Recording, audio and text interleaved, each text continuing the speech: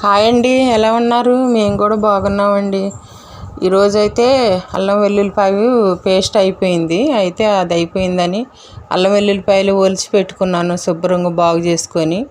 అదేవిధంగా మళ్ళీ పొడి మసాలా అది కూడా అయిపోయింది. అయిపోతే దాన్ని కూడా పట్టుకుందామని అవి కూడా ప్రిపేర్ చేసి పెట్టుకున్నాను. ధనియాలకు 150 గ్రాములు తీసుకున్నాను. దానిలోకి కావాల్సినవి యాలుక్కాయలు, చెక్క, లవంగాయలు అవి వేసుకొని వేపుకుంటున్నాను అనమాట. అవి వేపుకొని ఏగినాయా లేవా అని చూసుకుంటున్నాను. నేనైతే ఎప్పుడు ఇట్టాగే ఈ విధంగానే చేసి పెట్టుకుంటాను. అల్లం వెల్లుల్లిపాయల పేస్ట్ కానీ పొడి మసాలా కానీ నేను బయట తెప్పించి వాడుకొని నేనే శుభ్రంగా చేసి పెట్టుకొని ఫ్రిడ్జ్లో పెట్టుకుంటాను. ఆ విధంగా మళ్ళీ అయిపోయిన తర్వాత పట్టుకుంటూ ఉంటాను అనమాట. అదే అన్నం కూడా పెట్టుకున్నాము, అది ఉడికిందా లేదా అని చూస్తున్నాను. అదే ఆకుకూర పప్పు వండుకుందామని ఆకుకూర తీసుకున్నాను. మెంతికూర, గోంగూర, తోటకూర తీసుకున్నాను.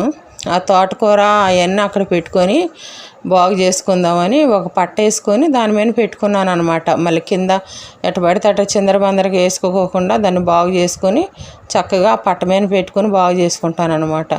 ఇక్కడ వచ్చి దినుసులు ఇవి పెట్టుకున్నానుగా, అవి ఆరినయా నలుగుతున్నాయా లేదా అని చేత్తో నలుపుతున్నాను.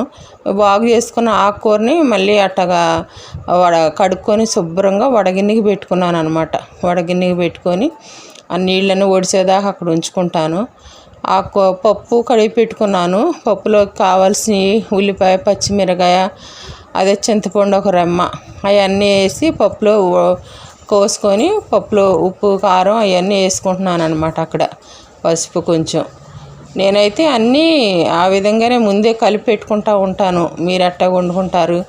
నేనైతే అట్లాగా చాకుతోనే రెండు రెమ్మలు, మూడు రెమ్మలు అట్ట తీసుకొని తోటకూర అయితే అట్టాగే చాకుతో కట్ చేసుకుంటూ ఉంటాను.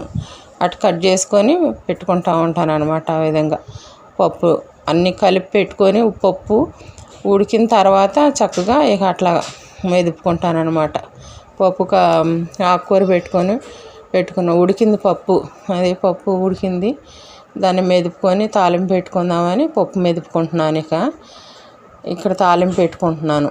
ఆవాలు అయితే నేనేం చేస్తానంటే నూనె కాగిన తర్వాత ఆవాలు చిటపట్లాడితేనే మనకు చేదు లేకుండా ఉంటాయని ముందు ఆవాలని చిటపట్లాడిస్తాను అనమాట. నేను చిటపట్లాడించి అప్పుడు పోపు పెట్టేసుకుంటాను. ఇక తాలింపు పెట్టుకున్నాను ఆకుకూర పప్పుని.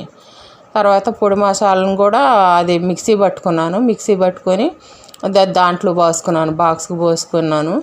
తర్వాత పప్పు కూడా అయిపోయింది. ఇదండి ఈరోజు.